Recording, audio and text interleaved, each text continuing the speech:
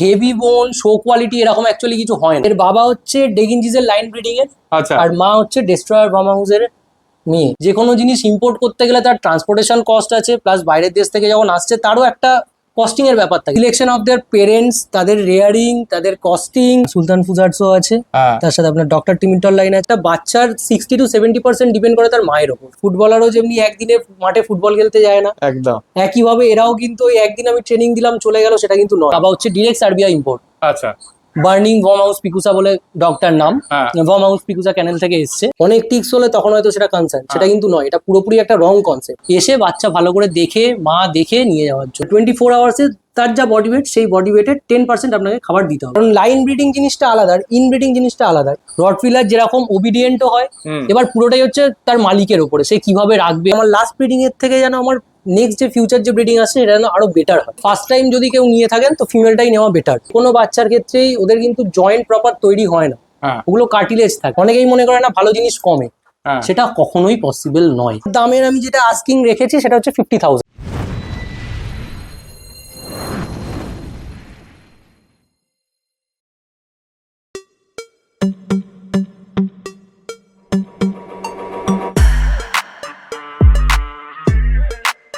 আজকে চলে এসেছি সুপ্রকাশদার কাছে। কেমন আছে বলো? ভালো আছি, তুমি কেমন আছো বলো? আমি ভালো আছি। বহুত দিন পর ভিডিও হচ্ছে, হ্যাঁ আর একদম তোমার ভিডিও মানেই তো রটউইলার। একদম। ওকে, তুমি আবার একটা নতুন রটউইলার ফিমেল নিয়ে এসছো দেখলাম, হ্যাঁ সেটারও ডিটেলস দেখাচ্ছি। আচ্ছা, প্রথমেই জানতে চাইবো তোমার এখানকার অ্যাড্রেসটা, লোক কিভাবে আসবে? আচ্ছা, আমার এখানের অ্যাড্রেস হচ্ছে Bishnupur police station. Bishnupur police স্টেশনের জাস্ট অপোজিটেই হচ্ছে আমার বাড়ি। বিষ্ণুপুর পুলিশ স্টেশন থেকে মোরাললেস ধরে রাখো 1 মিনিট হয়তো পায়ে হাঁটা পথ। হ্যাঁ এবার সেখানে কেউ যদি আসতে চায়, সেখানে দাঁড়িয়ে যদি মাঝেরহাট থেকে আসতে চায় সেখান থেকেও বাস আছে, বা টালিগঞ্জ এরিয়া থেকেও আসা যাবে। আমার এখানটা এমনই এরিয়া যেখান থেকে খুশি আসতে পারবে, সে বারাইপুর হোক বা আমাদের বেহালার সাইড হোক, বা যদি কেউ শিয়ালদা হয়ে আসতে চায় তাও আসতে পারে। ওকে, ঠিক আছে। তোমার কন্ট্যাক্ট নাম্বার? আচ্ছা, আমার কন্ট্যাক্ট নাম্বার হচ্ছে 8420306651। আচ্ছা, তোমার এই শখটা মোটামুটি কতদিনে? আমার শখ ছোটবেলাকার। আচ্ছা এবার শুরুতে রড ছিল না, স্বাভাবিক ব্যাপার, কারণ মানুষের মনে একটা ভয় থাকে যে না রটফিলার মানেই কামড়ে নেবে। একদম একদম। বাট যবে থেকে আমি রেখেছি সেই ভয়টা আর নেই। হ্যাঁ, সেই ডিটেলসটা আমি আসছি। তার আগে অবশ্যই। মোটামুটি কি দিয়ে শুরু? আমার ফার্স্টে ছিল গোল্ডেন রিট্রিভার। আচ্ছা আজ থেকে না হলেও 7-8 বছর আগের কথা বলছি। বাট তারপরে যখন থেকে আমি রড নিয়েছি, আর তখন অন্য ব্রিডার যেটা হয় যে পোষায় না, ভালো লাগে মানে না, গোল্ডেন রিট্রিভারের পরেই তুমি রড নিয়েছিলাম। হ্যাঁ, ওকে, ঠিক আছে। তোমার তারপর থেকে আমার রটের জার্নি। এর মধ্যে মানে তোমার মোটামুটি টোটাল কতগুলো রট আছে? এই আমার অ্যারাউন্ড এখন অ্যাট প্রেজেন্ট আছে আমার কাছে 4টে। চারটেই ফিমেল? হ্যাঁ, 4টেই ফিমেল। এর বয়স কতদিন? এর বয়স অ্যারাউন্ড ওই 2.5 বছর মতো হবে। 2.5 বছর? হ্যাঁ। First time mother? হ্যাঁ, এটা ফার্স্ট টাইম মাদারের। আচ্ছা, এর ব্লাড লাইনটা একটু জানতে চাই। এর ব্লাড লাইন হচ্ছে তোমার মানে ফাদার সাইডে আছে তোমার সুলতান ফুজারজু বলে আছে, হ্যাঁ যেটা তোমার ডক্টর টিমিটল লাইনের। আচ্ছা আর মাদার সাইড বিআই। আচ্ছা, ওকে।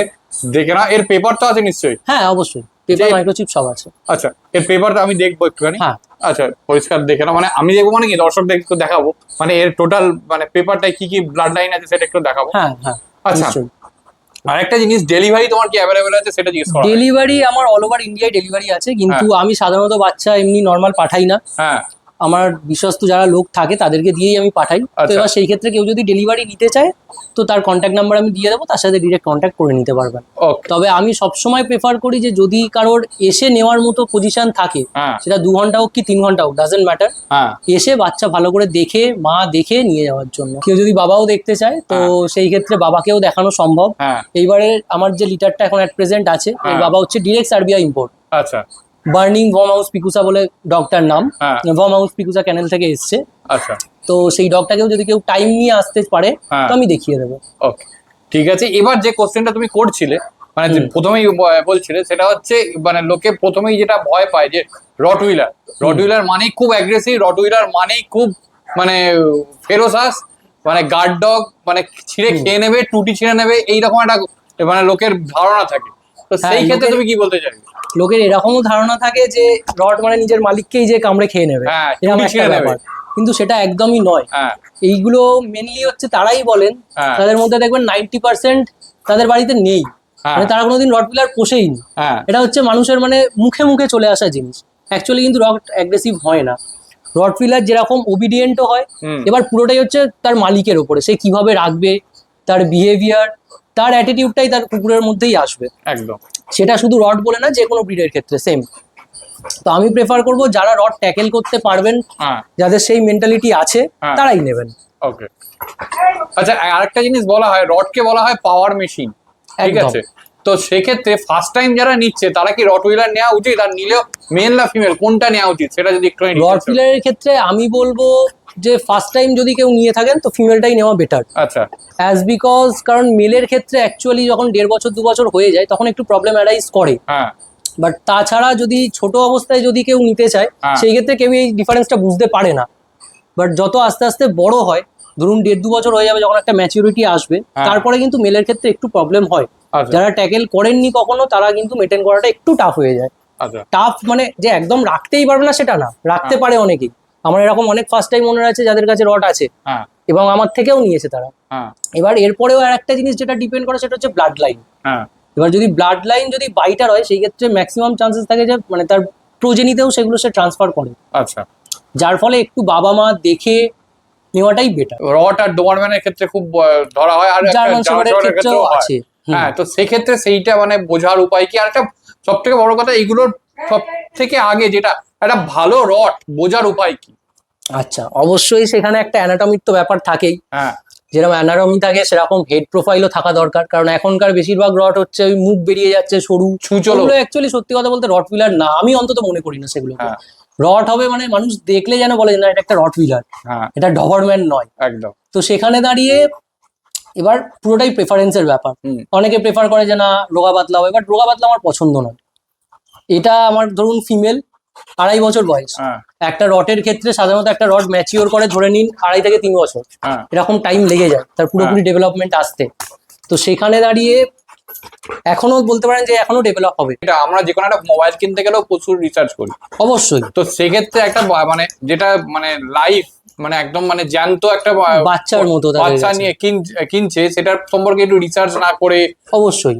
এবার সেখানে দাঁড়িয়ে বোন স্ট্রাকচার, অ্যানাটমি, তার কিরকম প্রেজেন্স আসছে, হ্যাঁ হেড প্রোফাইল, এগুলো ডিপেন্ড করে। একদম।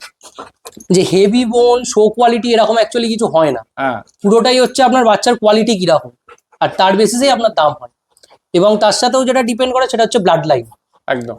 এবার ব্লাড লাইন একটা জিনিস হয় কি যে অনেকেই ভাবে ইম্পোর্ট লাইন, অ্যাকচুয়ালি হ্যাঁ। ওরকম কিছু হয় না। হ্যাঁ আমাদের দেখতে গেলে যেগুলো পেট কোয়ালিটি সেগুলোও কিন্তু কোনো না কোনো দিন ইম্পোর্ট হয়েছে, মানে সেগুলো হয়তো ডিরেক্ট ইম্পোর্ট হয়নি। অ্যাকচুয়ালি ব্যাপারটা কি তার হয়, কোনো না কোনো জেনারেশন ইম্পোর্ট হ্যাঁ, হয়েছে, কারণ রট হুইলার তো জেনারেশন ওয়াইজ এখানকার এগুলো তো ডিপেন্ড নয়। করে। না, রট হুইলার বলুন, আপনি ল্যাব্রাডর বলুন, যে কোনো ব্রিড, এগুলো তো কোনোটাই আমাদের এখানে ইন্ডিয়াতে অরিজিন হয়নি, হ্যাঁ।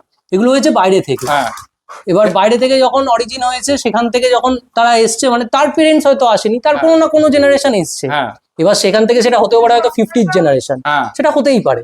এবার সেখানে দাঁড়িয়ে সেই পেপারের ভ্যালিডিটি থাকে না ঠিক মতো, মানে পেপারের ভ্যালিডিটি থাকে না বলবো না, মানে পেপার হয়তো ঠিক মতো মেনটেন হয় না। হ্যাঁ এবার সত্যি কথা বলতে সবার বাজেটও থাকে না যে ভালো জিনিস নেবে। হ্যাঁ অনেকেই মনে করে না ভালো জিনিস কমে, হ্যাঁ সেটা কখনোই পসিবল নয়। এটা আমি শুরুতেই বলবো, ভালো জিনিস নিতে গেলে ভালো দাম দিতে হবে, একদম। না হলে কিন্তু পাবেন না, কমে আপনাকে ভালো জিনিস পাওয়া হয় যায় না। না।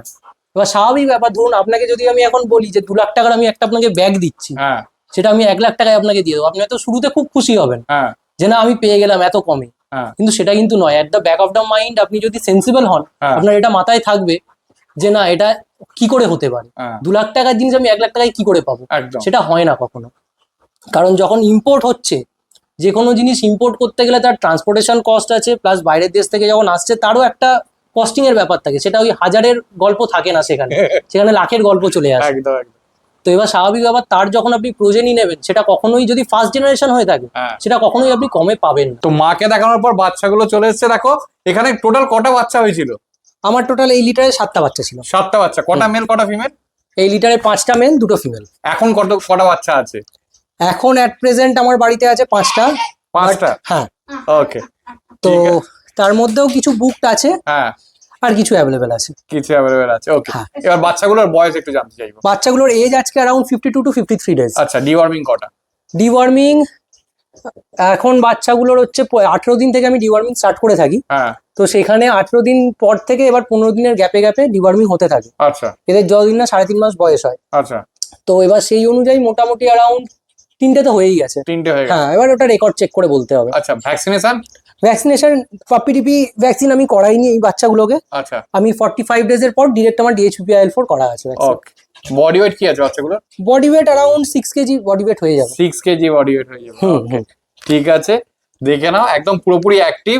আচ্ছা একটা জিনিস বলো, হুম। যে এদের ফুড হ্যাবিট কি আছে এখন, খাচ্ছে কি? এরা এখন খাচ্ছে হচ্ছে স্টার্টার, হ্যাঁ আর তার সাথে চিকেন, এগ আচ্ছা। আর পনির। ওকে ঠিক আছে। কোনো ভাত আমি কিন্তু দিচ্ছি না আচ্ছা বাচ্চাকে। হুম। দেখে নাও ফেসটা, দেখে নাও একটু হয়তো ভিজে গেছে যথারীতি, হ্যাঁ, খেলাধুলা করছে জলের খেলাধুলা মধ্যে। করছে। হ্যাঁ এই দেখো, এই একটা, এখানে একটা মেল আছে, আরো ফিমেল দেখাচ্ছি আমি। এখন কতগুলো বাচ্চা আছে তোমার কাছে? অ্যাট প্রেজেন্ট বাড়িতে মানে অ্যাভেলেবেল আছে আমার কাছে অ্যাট প্রেজেন্ট 3টে, তিনটে? দুটো মেল আর একটাই ফিমেল অ্যাভেলেবেল আচ্ছা আছে। দুটো মেল একটা ফিমেল। একটা ফিমেল অ্যাভেলেবেল আছে। ঠিক আছে, এবার একটুখানি দামটা জেনে নি, মেলের ক্ষেত্রে দামটা কত? মেলের ক্ষেত্রে আমার দামের আমি যেটা আস্কিং রেখেছি সেটা হচ্ছে 50,000 50,000? হুম। ওকে ঠিক আছে, উইথ পেপার তো নিশ্চয়ই? With paper, okay with vaccine সব পাবেন। ওকে, মানে ভ্যাকসিন কটা ভ্যাকসিন করা? ভ্যাকসিন একটাই ভ্যাকসিন করা আছে, ডিএইচপি IL4। ওকে ঠিক আছে ঠিক আছে। আচ্ছা একটা জিনিস বলো, এখন রটউইলার কোথাও 16,000 টাকাতেও পাওয়া যাচ্ছে, কোথাও 18,000 টাকাতেও পাওয়া যাচ্ছে, অবশ্যই। আর তোমার 50,000 টাকা, মানে হ্যাঁ। এই যে দামের ডিফারেন্সটা, এইটা মানে কেন সেটা যদি একটু বলো। হ্যাঁ, অ্যাকচুয়ালি দাম কোনো একটা জিনিসের উপরে নির্ভর করে না। হ্যাঁ দাম হচ্ছে ধরুন নির্ভর করা হচ্ছে ব্রিডিং এর স্টার্টিং থেকে, আচ্ছা মানে সিলেকশন অফ দেয়ার পেরেন্টস, তাদের রেয়ারিং, তাদের কস্টিং, তাদের কিভাবে রাখা হচ্ছে, সমস্তটা ডিপেন্ড করছে। আচ্ছা একটা বাচ্চা বড় করা মানে শুধু এই না যে একটা বাচ্চাকে মানে একটা ফিমেলকে মিটিং করিয়ে দিলাম বাচ্চা হয়ে গেল, ইটস নট লাইক দ্যাট। আমার মানে টার্গেটই থাকে এটা যে আমার লাস্ট ব্রিডিং এর থেকে যেন আমার নেক্সট যে ফিউচার যে ব্রিডিং আসছে এটা যেন আরো বেটার হয়। কারণ রডটা আমার কাছে জাস্ট ওই যে ব্রিডিং এর জন্য সেটা কিন্তু নয়, হুম। আমার কাছে রডটা হচ্ছে প্যাশন। ইনফ্যাক্ট আমি রিসেন্ট আমি আর একটাও ফিমেল আনিয়েছি, হ্যাঁ, সেটা ভিডিওতে দেখাবো আমি। সেটাও আমি দেখাবো। তো ব্যাপারটা হচ্ছে এখানে, এবারে ধরুন এই যে বাচ্চাগুলো আছে এর বাবা হচ্ছে আপনার ডিরেক্ট সার্বিয়া ইম্পোর্ট। আচ্ছা এবার দেখুন যখনই ইম্পোর্টের ব্যাপার আসে এটা এরকম না যে বাইরের কোনো একটা মানে স্টেট থেকে নিয়ে এলাম ওটা ইম্পোর্ট হয়ে গেল, হ্যাঁ সেটা কিন্তু অ্যাকচুয়ালি ইম্পোর্ট নয়। হ্যাঁ ইম্পোর্ট মানে হচ্ছে আপনার বাইরের যে কোনো কান্ট্রি থেকে যখন আসে, হ্যাঁ যেমনি এই যে বাবাটা আছে এটা হচ্ছে আপনার সার্বিয়া ইম্পোর্ট। হ্যাঁ ওখানে একটা ক্যানেল আছে ভমাউস পিকুসা ক্যানেল বলে, হ্যাঁ তো ওখান থেকে ইম্পোর্ট। হ্যাঁ এবার ইম্পোর্টের যখনই ব্যাপার চলে আসে ইম্পোর্ট কিন্তু ওই হাজারে তখন থাকে না, তখন ওটা লাখের গল্প হয়ে যায়। এবার তারপরে ধরুন তার ট্রান্সপোর্টেশন কস্টিং থাকে, সেগুলো তো আছেই। এবার তার সাথে যেমনি ডিপেন্ড করে হচ্ছে মা, কারণ একটা বাচ্চার আপনি হয়তো একটা বাচ্চা অনেকেই এখন বাবা দেখে নেয়, বাট এটা অ্যাজ আ ব্রিডার আমি এইটুখানি বলতে পারি যে একটা বাচ্চার 60 to 70% ডিপেন্ড করে তার মায়ের ওপর, বাকিটা আসে বাবার থেকে। হ্যাঁ। তো মা যদি ভালো না হয়, মা যদি স্ট্রং লাইনের না হয়, তাহলে কিন্তু কখনো বাচ্চা ভালো হবে না। একদম। এবার তারপরে ডিপেন্ড করে হচ্ছে কি যে কতবার ব্রিডিং হচ্ছে। হ্যাঁ অ্যাকচুয়ালি জেনারেলি ডগসদের ক্ষেত্রে আপনার বছরে দুবার করে ওদের সিজন ঢোকে, হ্যাঁ মিনস ইস্টার সাইকেল স্টার্ট হয় হ্যাঁ দুবার। তো এবার সেখানে দাঁড়িয়ে প্রত্যেকটা লিটারে যদি আমরা মানে প্রত্যেকটা ধরুন সিজনে যদি আমরা বাচ্চা নিতে থাকি, সেই ক্ষেত্রে বাচ্চার কোয়ালিটিও খারাপ হয়, মায়ের হেলথও কম্প্রোমাইজ হয়। এবার সেখানে দাঁড়িয়ে যখন আপনি মানে ইয়ারলি যখন একটা মিটিং করাবেন, হুম। এবার সেখানে দাঁড়িয়ে আপনার কস্টিং এরও ব্যাপার থাকে। হ্যাঁ আর আমি যে শুরুতেই বললাম যে আমার কাছে প্যাশন, মানে আমার হচ্ছে এরকম না যে আমার একটা বাচ্চা বিক্রি হয়ে গেল মানে হয়ে গেল। হ্যাঁ আমার ইচ্ছা মানে আমার টার্গেটই এটা থাকে যে আমার যে ব্রিডিংটা হলো তার থেকে যেন আরো ফিউচার যে আমি মানে যেটা আমার প্রসপেক্ট বা যেই টাইপ আমার পছন্দ, হুম আমি চেষ্টা করি আমার ক্লায়েন্টদের সেরকম টাইপ দেওয়ার। আর সেই টাইপ কিন্তু কম দামে আসে না, একদম। কারণ আমি রিসেন্ট যেই আমি বাচ্চাটা আনিয়েছি, বাচ্চাটা আমার পড়েছে 70,000। আচ্ছা এবার তারপরে আমার ট্রান্সপোর্টেশন কস্ট আছে, তো হ্যাঁ। সেখানে দাঁড়িয়ে আমিও চাইলে আমি এখন 15,000 20,000 টাকায় বাচ্চা নিতেই পারতাম, হ্যাঁ কিন্তু আমি সেটা আমি করি না, কারণ আমার কাছে কোয়ালিটি ম্যাটার্স। এরকম কি কোনো ব্যাপার আছে, মেলের বডি ওয়েট বেশি হয় ফিমেলের বডি ওয়েট কম হয়, এরকম কি কোনো ব্যাপার আছে?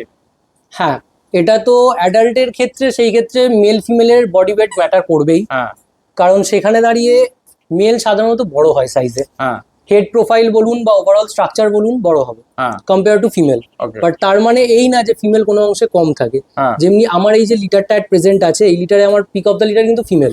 আচ্ছা পিক অফ দ্য লিটার যে ফিমেলটা আছে সেই ফিমেলটা অলরেডি আমার বুকড, ওকে এমনকি সেটার প্রাইসও এদের তুলনায় আমার মেলের কম্পারেটিভলি হাই। আচ্ছা যেখানে আমি মেলের এখন আমার আস্কিং আছে 50, হ্যাঁ। সেখানে আমার ওই ফিমেলটা যেটা আমি সোল্ড আউট হয়ে গেছে অলরেডি, ওটা হচ্ছে কিন্তু আমার 60,000 আস্কিং আচ্ছা ছিল তখন। আচ্ছা তো সেখানে দাঁড়িয়ে এরকম কোনো ব্যাপার থাকে না যে মেলের প্রাইস কম ফিমেলের প্রাইস বেশি, এরকম কিন্তু কিছু হয় না। পুরোটাই আপনার কোয়ালিটি, বাচ্চা, তার ব্লাড লাইন, এগুলোর উপরে ডিপেন্ড করে। ঠিক আছে। আরেকটা এখনকার সময় যেটা, যেহেতু গরমের সময়, এই সময় একটা হুম। বড় সমস্যা হচ্ছে যে টিক্স এর সমস্যা। সেই হুম। ক্ষেত্রে তুমি কি বলতে চাইবে, মানে? শুধু গরম বলে না, অ্যাকচুয়ালি বর্ষার সময় এগুলো একটু বেশি প্রবলেম করে, হ্যাঁ আর জেনারেলি সবসময়ই থাকে, কারণ টিক্সের প্রবলেম জেনারেলি থাকে। এবার অনেকের মানে এটা একটা চিন্তা ভাবনা থাকে যে না বাইরে নিয়ে গেলে তবেই হয়তো টিক্স মানে প্রবলেমটা অ্যারাইজ করবে, না হলে পড়বে না, সেটা কিন্তু নয়। বাড়িতে থাকলেও অনেক সময় তাদের টিক্স হয়। হ্যাঁ এবার সেই ক্ষেত্রে দাঁড়িয়ে টিক্স অনেকে ভাবে যে না, বডিতে যদি একটা দুটো টিক্স আছে ডাজেন্ট ম্যাটার, হ্যাঁ অনেক টিক্স হলে তখন হয়তো সেটা কনসার্ন, সেটা কিন্তু নয়। এটা পুরোপুরি একটা রং কনসেপ্ট।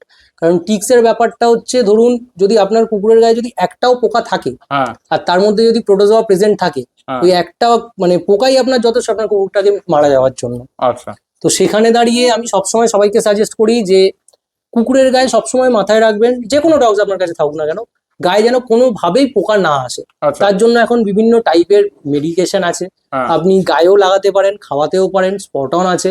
হ্যাঁ। তো সেই ক্ষেত্রে যেটা আপনার ডক্টর সাজেস্ট করবে সেটা আপনি continue মোটামুটি করতে আমি পারেন। একটুখানি এই বিষয়ে জানতে চাইবো যে মোটামুটি এখন যে বাচ্চাদের ক্ষেত্রে কি লাগাতে, কি সাজেস্ট করো, আর অ্যাডাল্টদের ক্ষেত্রে কি সাজেস্ট করো একটুখানি বলো। কারণ বাচ্চাদের ক্ষেত্রে তো অনেক সময় অনেক ট্যাবলেট দেওয়া যায় না। দেওয়া যায় না 6 হ্যাঁ। মাসের আগে হ্যাঁ। মানে দেওয়া যায় না, যে কোনো ওরাল মেডিকেশন দেওয়া যায় না। হ্যাঁ তো সেক্ষেত্রে সেই ক্ষেত্রে বাচ্চাদের জন্য আপনি স্প্রে ইউজ করতে পারেন, হ্যাঁ। পাউডার আছে, বাট পাউডারে আমি অ্যাজ সাচ মানে অ্যাজ আ ব্রিডার আমি সেরকম মানে উপকার পাইনি। আচ্ছা তো আমি বলবো স্প্রে ইউজ করার জন্য বা স্পট অন আপনি ইউজ করতে পারেন, অসুবিধা নেই। কারণ ঠিক। যেহেতু 2 মাস হয়ে যাওয়ার পরে আপনি স্পট অন ইউজ করতে পারেন। আচ্ছা আর মানে যদি মনে করো এবার অ্যাডাল্টদের ক্ষেত্রে হয় তাহলে কি কি অ্যাডাল্টদের ক্ষেত্রে আপনি সবটাই আপনি অ্যাভেলেবেল পাবেন। হ্যাঁ। সেটা আপনি ওরাল দিতে পারেন, সেটা হ্যাঁ। আপনি স্প্রে করতে পারেন, হ্যাঁ সেটা আপনি স্পট অনও দিতে পারেন, কোনো সমস্যা নেই। ওকে ঠিক আছে। তবে ফার্স্ট রেজাল্ট যদি পেতে হয় সেই ক্ষেত্রে ওরাল মেডিকেশন, তবে সবার ক্ষেত্রে সেটা ইন্ডিকেটেড থাকে না, হ্যাঁ সেটা হেলথ ওয়াইজ ভ্যারি করে। তো মায়ের পেপারটা দেখাবে বলেছে, মায়ের হুম। পেপারটা চলে এসেছে, এই দেখো একটু ব্লাড লাইন গুলো জানতে চাইবো এখানে। আমি যেরকম বলেছিলাম হ্যাঁ একইভাবে দেখে নিন, হ্যাঁ। সুলতান ফুজার্সও আছে, হ্যাঁ তার সাথে আপনার ডক্টর টিমিন্টল লাইন আছে, আর আচ্ছা। মাদার হচ্ছে আপনার বিআই আছে। বিআই আছে, এই দেখো ওপরে ডক্টর ট্রিমিট্রো আর সুলতানের লাইন আছে, দেখে নাও পরিষ্কার, বিউটিফুল। ওকে এর ডেট অফ বার্থটা কবে? এই যে আচ্ছা 2023-এর। 2023-এর অক্টোবরে। মাইক্রোচিপ আচ্ছা এই হ্যাঁ, শো হ্যাঁ। করেছে?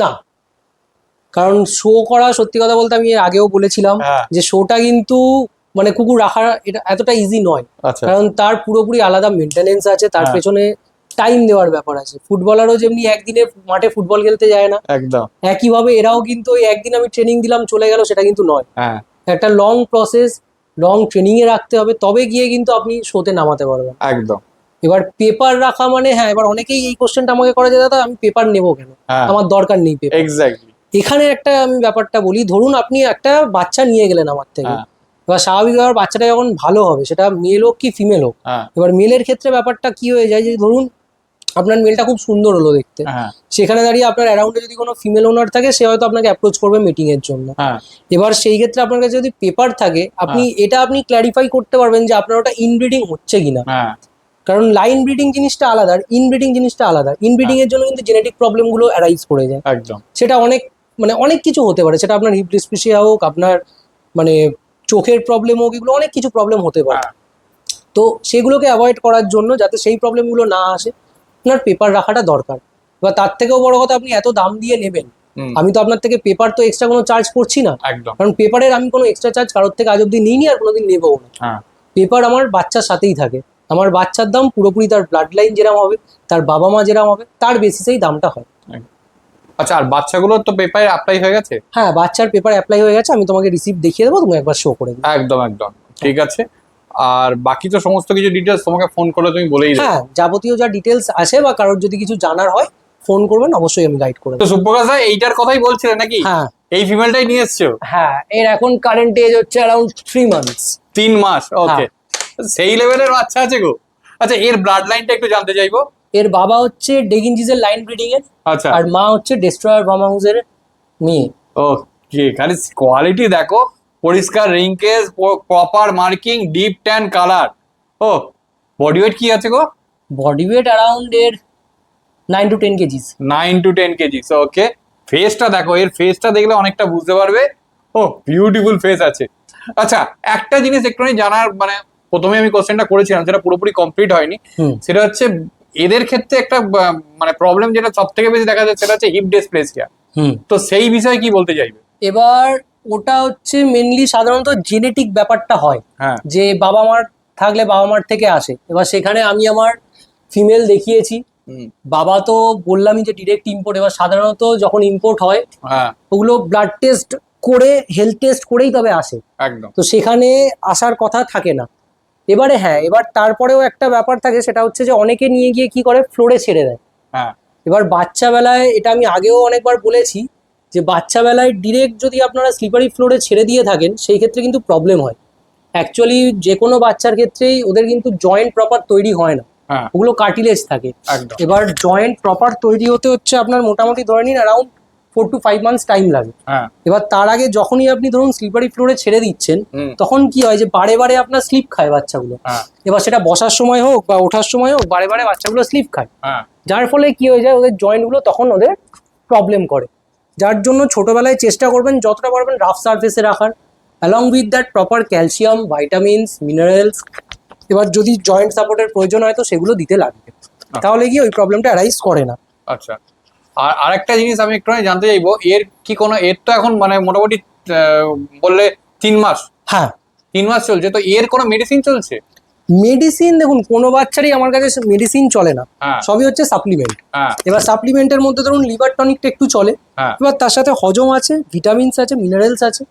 Okay. আর তার সাথে আমার যেটা আমি আপাতত যেটা স্টার্ট করেছি সেটা হচ্ছে পেট জয়েন্ট স্টার্ট করে দিয়েছি। ফুডের ব্যাপারটা হচ্ছে যে অনেকেই আজকাল আমি দেখেছি যে বাচ্চা নিয়ে যায় গিয়ে এবার হুট করে ফুডটা চেঞ্জ করে দেয়। হ্যাঁ ধরুন আমার কাছে একটা খাবার খাচ্ছে, আপনি নিয়ে গিয়ে আর একটা খাবার চেঞ্জ করে দিলেন, হ্যাঁ সেই ক্ষেত্রে কি হয় বাচ্চার পেটের প্রবলেম কিন্তু অ্যারাইজ করে। আচ্ছা এবার আমি সবসময়ের জন্য সাজেস্ট করি যে বাচ্চার ফুড হুট করে চেঞ্জ করবেন না। হ্যাঁ বাচ্চার ফুড চেঞ্জ করলে কি হয় ওদের স্টমাক প্রবলেম হবে, গ্যাসের প্রবলেম হবে। আর ছোটবেলায় কিন্তু বাচ্চাদের গ্যাসের প্রবলেম কিন্তু বেশি হয়, হ্যাঁ যার ফলে চেষ্টা করবেন যে যেই খাবারটা খাওয়াচ্ছে ব্রিডারের থেকে জিজ্ঞেস করবেন করে সেই খাবারটাই খাওয়ানোর চেষ্টা করবেন। আচ্ছা এবারে আর একটা ব্যাপার হয়ে যায় যে কতটা খাওয়াবো, এটা অনেকে বুঝতে পারে না। এবার সেই ক্ষেত্রে দাঁড়িয়ে একটা ব্যাপার হচ্ছে যে বাচ্চার, আপনি যখন বাচ্চা নেবেন তার আগে প্রপার বডি ওয়েট জানবেন, কারণ বডি ওয়েটের ওপর ডিপেন্ড করেই কিন্তু এদের সাপ্লিমেন্টও, মানে যেই ডোজটা চলবে সেটা সাপ্লিমেন্টের ডোজও নির্ভর করে, হুম এমনকি খাবার কোয়ান্টিটিও কিন্তু নির্ভর করে। এবার খাবার কোয়ান্টিটির ব্যাপারটা কি হয় যে না, আপনার বাচ্চার ধরুন যেই বডি ওয়েটটা থাকে হুম সেই বডি ওয়েটের 10% ওয়াইজ কিন্তু আপনার খাবার দিতে হবে, মানে সারা দিনে, আচ্ছা মানে 24 আওয়ার্সে তার যা বডি ওয়েট সেই বডি ওয়েটের 10% আপনাকে খাবার দিতে হবে। এটা Okay. হচ্ছে ছোটবেলায়, হ্যাঁ এটা কিন্তু আমি অ্যাডাল্টের কথা বলছি না। আচ্ছা যখন আপনি বাচ্চা নিয়ে যাবেন সেই ক্ষেত্রে আপনাকে এই রেশিওটা মেনটেন করে, এই পার্সেন্টেজটা মেনটেন করে আপনাকে চলতে হবে। ঠিক আছে ঠিক আছে। আর তোমার কন্ট্যাক্ট নাম্বার, ডেলিভারি আর লোকেশন এইগুলো একটু জানতে চাইছি। আমার কন্ট্যাক্ট নাম্বার হচ্ছে 8420366651।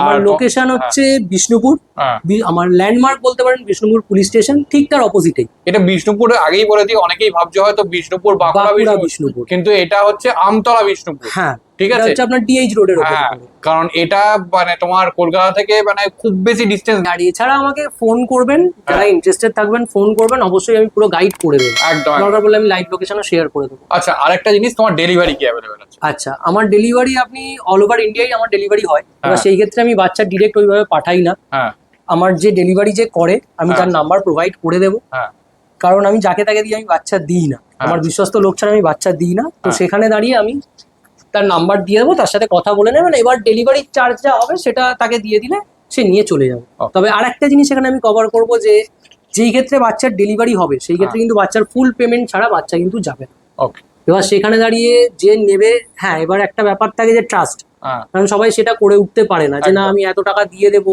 যদি আমার বাচ্চাটা না আসে। তো সেখানে দাঁড়িয়ে দেখুন, এটা পুরোটাই ট্রাস্টের ব্যাপার।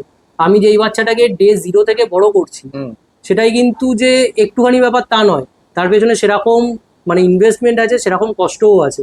অবশ্যই মানে 24 আওয়ার্স জেগে একটা বাচ্চা মানুষ করা কিন্তু নট আ জোক। একদম তো অবশ্যই। সেখানে দাঁড়িয়ে আমিও যেমনি আমি আপনাকে ট্রাস্ট করে আমার বাচ্চাটা হ্যান্ড ওভার করবো, সেরকম আপনাকেও আমাকে ট্রাস্ট করতে হবে।